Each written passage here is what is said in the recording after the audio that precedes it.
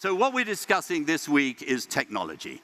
And the world's history is basically defined by amazing technological changes, whether it's discovering fire nearly a million years ago, or at least controlling fire a million years ago, the wheel at 5000 BC, the writing system at 3500 BC, and a whole set of issues, the discovery, the invention of paper, the printing press 600 years ago, the steel plow changed agriculture, so too the electric light bulb. Just 5 years after the first Chautauqua meeting, the electric light bulb changed everything. And so too we see a whole series of automobiles, airplanes, and 50 years ago, this very year, the invention of the personal computer, which launched the entire digital revolution. And of course, AI stands in this amazing tradition. And people say, well, is AI as important as controlling fire? Or maybe it's as important as the invention of the printing press. We don't know, but we know it's pretty important. And like these other discoveries, which have created these little kinks in history, so too AI. Now, important to say, as we've been saying this week, technology doesn't always improve everything. If you study growth theory at university, you know that the only way of growing over time is by growing population and improving technology. So we do need technological progress, but actually it doesn't necessarily improve it for everyone. Let me give you an example. Between 1000 and 1300, the biggest invention was actually the watermill and the use of windmills. It doubled yields throughout Europe. It was incredible. Do you think the poor benefited? No, they didn't. Actually, they suffered as a result of that. Do you know who benefited? It was actually the church. And do you know why we have so many Gothic cathedrals now? Because of watermills and windmills. Incredible. Why? Because they had the power. They controlled 1/3 of all the agricultural land in England. Same thing happens when you look at the Industrial Revolution. The spinning jenny transformed the way the textile industry was going to develop. Do you think the poor who'd been doing the spinning themselves benefited? Not at all, I'm afraid. Rather, they became unemployed, they were sucked into the cities, and for the first 75 years of the Industrial Revolution, from 1776 to 1850, the poor actually got poorer, whilst the rich got a lot richer. For the second half of the 19th century, the poor benefited a lot because by that stage, there was legislation coming into being, both in Europe and in the United States, and it was a shared prosperity. Now, what's the point of the story? The point of the story is, as we embrace new technologies, we have to think about how they are governed. A wonderful book came out last year by two distinguished MIT economists called Power and Progress. And they look at 1,000 years of technological progress, and they ask, under what conditions will this benefit people, and under what conditions will it simply reinforce existing power structures? Now look, the technology we're talking about over time has transformed everything. Since it's the 4th of July, it's worth remembering, in this country, when the Declaration of Independence was agreed, the average lifespan was less than 30. It's now 77. Amazing gift from God in terms of nutrition, in terms of health, technological progress. So too, more recently, incredible progress. Never in the history of the world have we seen a reduction in poverty like we have seen in the last 50 years. When I was a teenager, 70% of the world's population was extremely poor.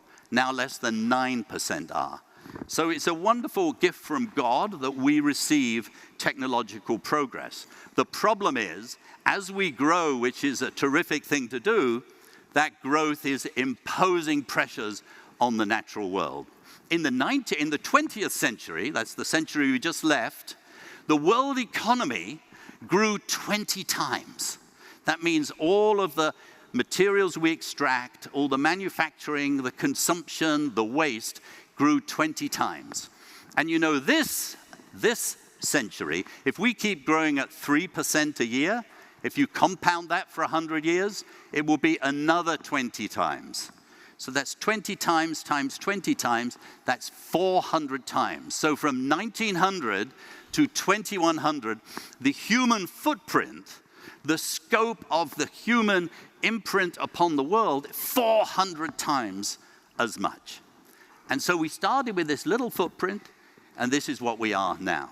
And this, in a way, is the sort of the reason we have to worry about nature. There's lots of analysis now that show what is the human footprint. All the parts there that are in red or orange, that's where there are no real wildlands left at all. And what we're seeing is, over the last 50 years, as human beings have doubled in population, if you look at the populations of all the other vertebrates combined, they have fallen by half. One species doubles, all the other species fall by half. And of course, as we expand like this, we obviously put out a lot of pollution. This is carbon intensity in the atmosphere, and you see this goes back 800,000 years, and you see what's happened just in the last few years, and it's still going up. And so that's why we care about climate change. And of course, we now know, the scientists tell us, that that leads to hotter temperatures. And if you look here, these are the annual temperatures over the last, since 1940. 21 of the hottest 23 years ever recorded have been this century. So things are getting warmer, and it's not just the land and the air, it's the sea as well. And of course, because the sea gets warmer, that's why you have stronger hurricanes.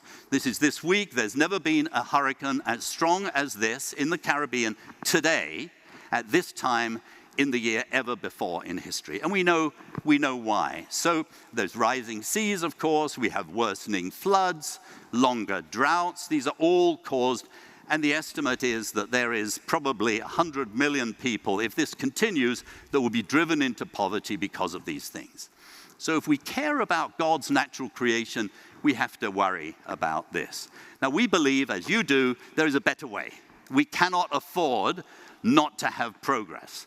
There are 700 million people in the world still don't have electricity. There are 800 million people in the world who go to bed hungry every night.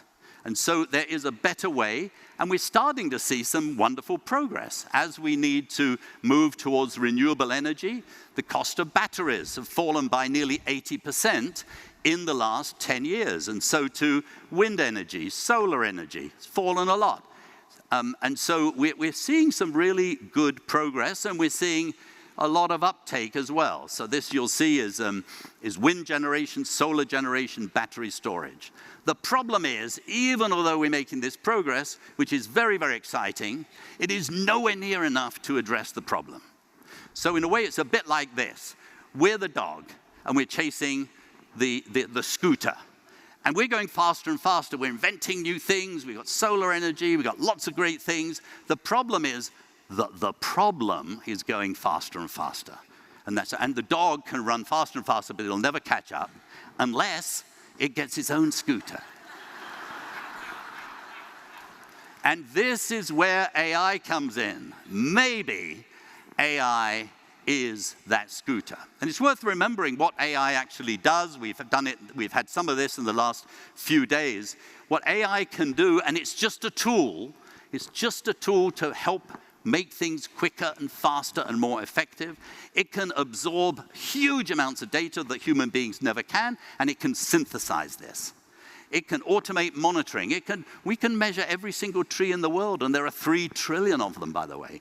Every single species in the world. It can optimize solutions, build predictive models. It can develop digital twins. A digital twin is a model that's based upon an incredible amount of data. Indeed, we're going to be discussing tomorrow precisely that for the lake out here. If you really collect enough data, you can build an entire computer model, and then you can try things out on it. So you can make decisions informed by the digital twin, and it can accelerate discovery. It can develop new processes. So this is what we are looking for. As Michael said, we have just launched a grand challenge, and we're saying to those on the front line, if you're trying to protect nature, if you're worried about, river pollution, please apply, and we will match you up with the AI experts around the world. And we've done a major piece of work with Columbia University and the University of Albany to assess what are the prospects. And it's very exciting indeed. Now, but it is important to say that actually, in addition to that, there are problems we have to worry about. The biggest that people talk about is that AI and servers use an incredible amount of electricity. By 2026, most of us don't know what 1,000 terawatts are, but if you envisage this is the amount of the total electricity consumption of Japan, that's how much is going to be needed just for servers by 2026, and it's still growing. And some people are worried about that a lot. Others, like Bill Gates, who we were with last week in London, he says, look, yes, it's a lot of energy, but at the same time, AI will help us develop more renewable energy. So don't worry too much about it.